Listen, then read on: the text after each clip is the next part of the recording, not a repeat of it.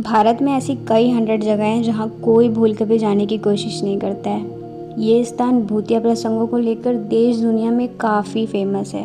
इस वीडियो में आज हम बात करने वाले हैं ब्रिज भवन के बारे में। ये राजस्थान के कोटा शहर में स्थित है। ये अंग्रेज़ों के समय की हवेली थी, जिसे अब होटल के रूप में बदल दिया गया है।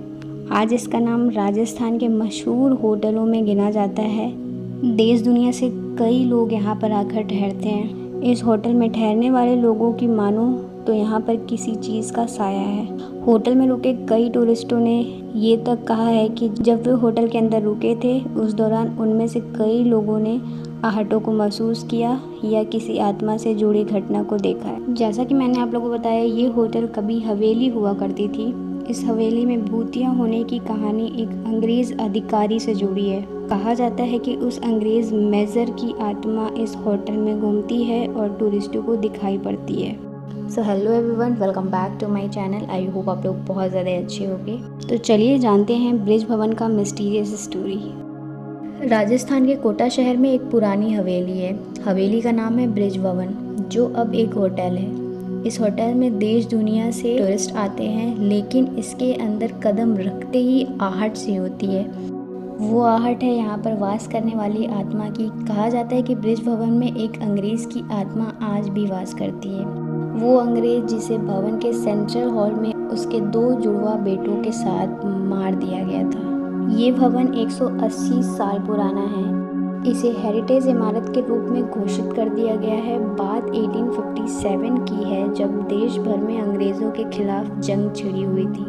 चंबल नदी के किनारे स्थित ब्रिज भवन का निर्माण को ब्रिटिश रेजिडेंस के रूप में किया गया था। ब्रिटिश राज में हिंदू मुसलमानों के बीच अंग्रेज़ों ने झगड़ा करवा दिया था। मंदिरों के पास गौ मांस फेंक देते और मस्जिदों के पास सुअर का मांस। इस वजह से दोनों धर्मों के बीच जंग छिड़ गई।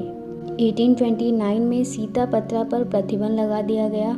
बाद में जब आम जनता को अंग्रेज़ों की चाल समझ में आ गई, तब दोनों समुदायों के लोग एकजुट हो गए और एक संगठन बना लिया।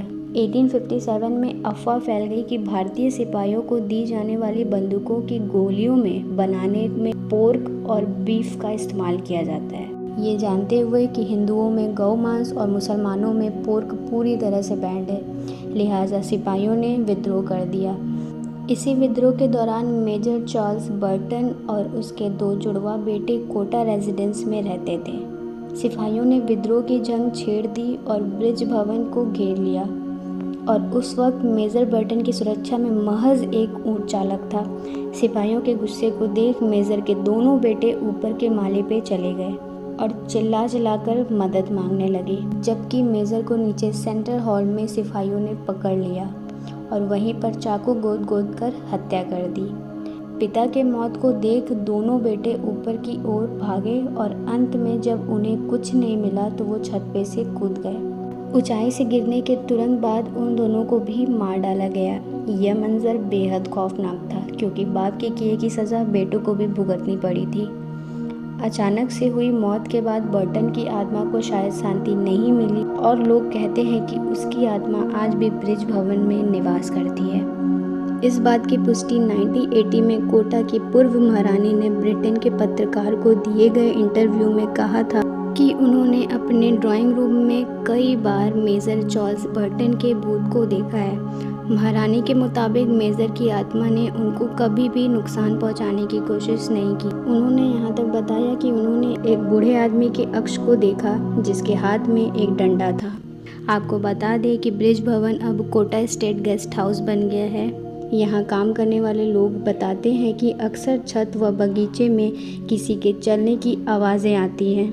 लोग बताते हैं कि अगर रात के अंधेरे में कोई छत पर या बगीचे में जाता है तो उसे थप्पड़ पड़ जाता है। लोगों का मानना है कि ये थप्पड़ कोई और नहीं, मेजर का भूत ही मारता है। सो ये सारी बातों से ये पता चलता है कि आज भी राजस्थान के कोटा शहर में ब्रिज भवन पैलेस में चार्ल्स बर्टन की आत्मा आज भी निवास करती है और वहाँ पे आने जाने वाले टूरिस्टों को आज भी दिखाई पड़ती है। सो फ्रेंड्स, यही थी ब्रिज भवन पैलेस की मिस्टीरियस स्टोरी। आई होप आप लोग को ये स्टोरी सुन के अच्छा लगा होगा। अगर स्टोरी ज़रा सा भी पसंद आएगा तो उसके लिए मेरे चैनल को सब्सक्राइब करना मत भूलिएगा और वीडियो को लाइक भी कर दीजिएगा। मिलते हैं अपने ऐसे ही एक नेक्स्ट स्टोरी में, तब तक के लिए ख्याल रखिए, बाय।